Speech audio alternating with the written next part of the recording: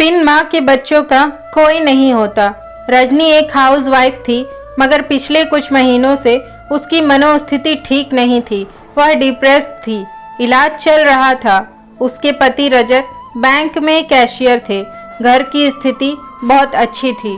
2 बेटी विनती और रचना तथा एक बेटा प्रखर था। परंतु घरवाली की स्वास्थ्य सही नहीं होने से रजत को बच्चों का सारा काम देखना पड़ता था। सुबह काम वाली आती थी, किचन संभालती थी, फिर रात में वह आकर खाना बना देती थी।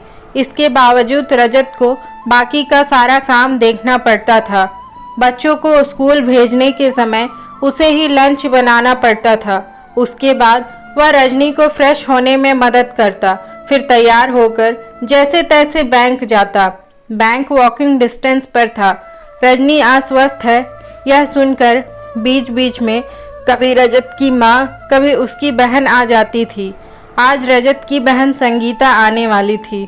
रजत काम वाली को ज़्यादा समय देने के लिए रिक्वेस्ट कर रहा था, मगर काम वाली तो काम वाली होती है। वह अपने समय पर आ ही गई।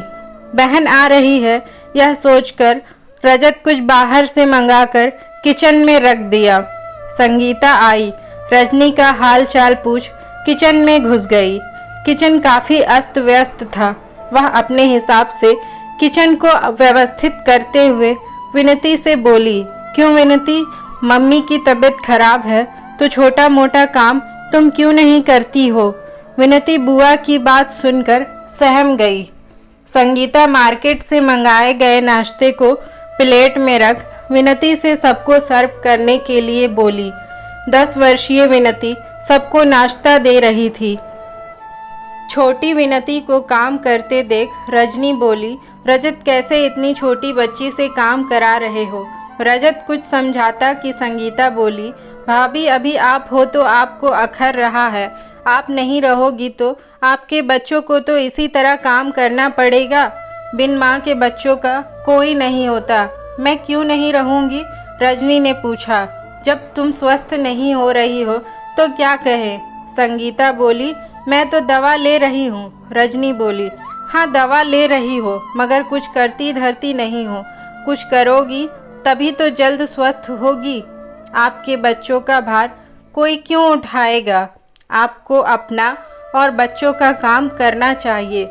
आप बीमार नहीं हो, आपका मन बीमार है। उठो, देखो, आप सब कुछ कर सकती हो। संगीता रजनी को प्रेरित करते हुए बोली, नहीं मुझसे कुछ नहीं हो किया जाता। उदास स्वर में रजनी ने कहा। संगीता रजनी के पास बैठकर प्रेम से समझाने लगी, फिर उसको सहारा देकर ड्राइंग रूम में बैठाकर टीवी पर कॉमेडी फिल्म लगा दी। सब हंस रहे थे, मगर रजनी को मन नहीं लग रहा था। संगीता के आने से रजत को राहत मिली। इधर संगीता रजनी को कभी अकेला नहीं छोड़ती थी।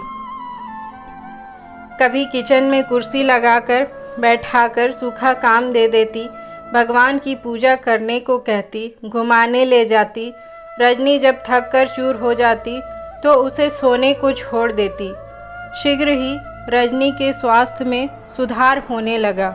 रजनी हंसने मुस्कुराने लगी। अब वह खुद उठकर बच्चों को लंच बॉक्स, वाटर बॉटल देने लगी। रजनी के स्वास्थ्य में सुधार होता देख डॉक्टर उसके दवा का डोज कम कर दिया। 1 महीने बाद संगीता रजत से बोली, भाई अब मैं अपने घर जाऊंगी। आपके बच्चों की गर्मी की छुट्टी होने वाली है, भाभी को लेकर आइएगा, हम लोग घूमने चलेंगे। रजत राजी हो गया। संगीता के जाने के बाद धीरे धीरे रजनी किचन का काम देखने लगी। रजत उसे सुबह वॉकिंग पर और शाम को घरेलू सामान की खरीदारी करने के बहाने मार्केट ले जाने लगा। अब रजनी पूर्णतः स्वस्थ हो गई। डॉक्टर ने दवा बंद कर दिया। बच्चों की गर्मी की छुट्टी होने पर रजत रजनी के साथ बच्चों को लेकर पहाड़ पर घूमने गया। आज जब रजनी पूर्ण रूप से स्वस्थ हो गई तो बोली, संगीता जी के शब्दों ने मुझे नया जीवन दिया। उनका कहना था कि बिन माँ के बच्चों का कोई नहीं होता। मुझे सोचने पर मजबूर कर दिया। बच्चों के लिए मुझे स्वस्थ होना ही था। रजनी की बात सुनकर रजत सोचने लगा कि जो काम दवा नहीं कर सका वह बच्चों के प्रेम ने कर दिखाया। सच में एक माँ के लिए उनके बच्चों से बढ़कर कुछ नहीं होता। कहानी अच्छी लगी हो तो वीडियो को लाइक और चैनल को सब्सक्राइब करना ना भूलना। कहानी सुनने के लिए आपका धन्यवाद।